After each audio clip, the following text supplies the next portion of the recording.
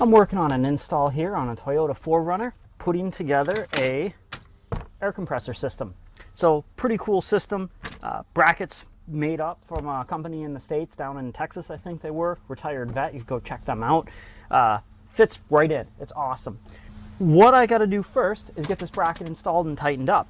So before I do that, I want to make sure that I clean out any, it uses the factory holes, which is awesome.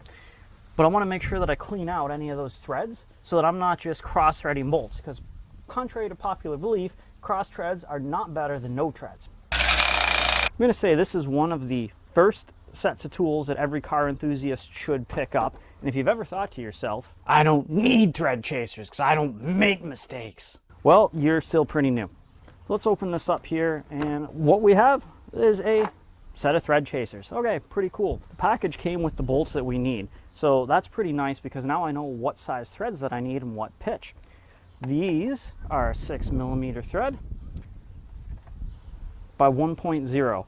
And I'd like to say that I'm smart enough that I could see just by looking at them, but no, I grabbed a metric thread chaser that looked pretty close and made sure that it fit.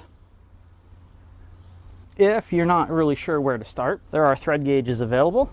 So I can just take, see I've got different numbers on here. This is a metric one. My different sizes, and find the one that matches up. And that 1.0 matches up quite nicely to that set of threads right there. So this is an M6 by 1 bolt. Now, I did say thread chasers, and you'll notice right on the package it says thread restorer kit. So the difference between a tap and die kit and a thread chasing kit is that the thread chasers are built a little bit stronger, and these will just reshape metal that's already there. Whereas your taps will cut new threads, so they can remove metal. They're a little bit more aggressive. So let's gain access to those threads that we're working on. So the threads I'm looking for are way down deep, like right there. And basically, all that you need to do is take your thread chaser and get it started in the hole. And this part is rather important. You want to make sure that you get it started nice and square. Otherwise, you're going to be doing more damage than you are good. Okay, so that's in there. And don't forget, safety first. So when you're working your thread chaser in, this is kind of experience and feel, where I'm going until it gets a little bit tight, and then I'm going to back it off a little bit to allow any of the debris in there to clear. And then I'm going to switch my ratchet back, and I'm going to go back in again. And you'll notice that this time it went a little bit deeper. That is probably going to go all the way through. I can see my thread chaser right there. That's it. So you see all this underneath, all the debris. These holes had nothing plugging them up.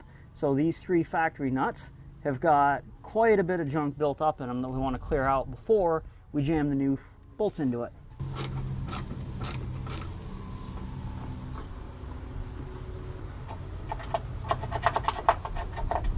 So now I just got to repeat that process 2 more times, and we can proceed with our installation. That one's giving me a little bit of trouble. There we go. I dropped it. I didn't hear it ding. That's not good.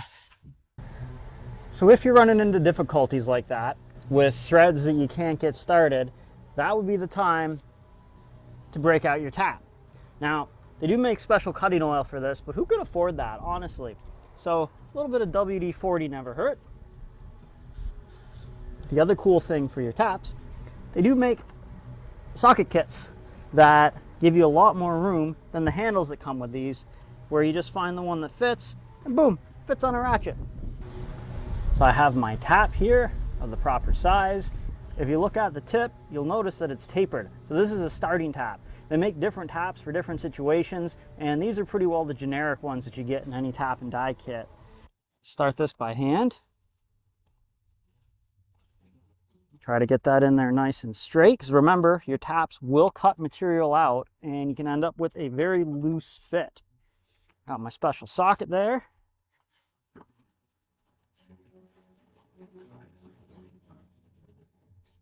and in we go. I'm just going to crank it in. You feel a little bit of resistance, and you back it off a little bit to knock any debris loose.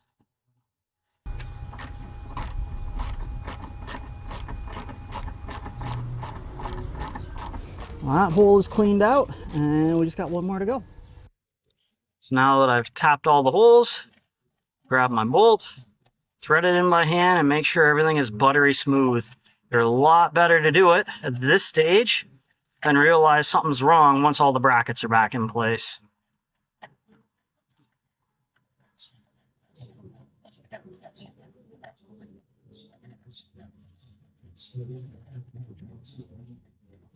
Hey buddy, there we go.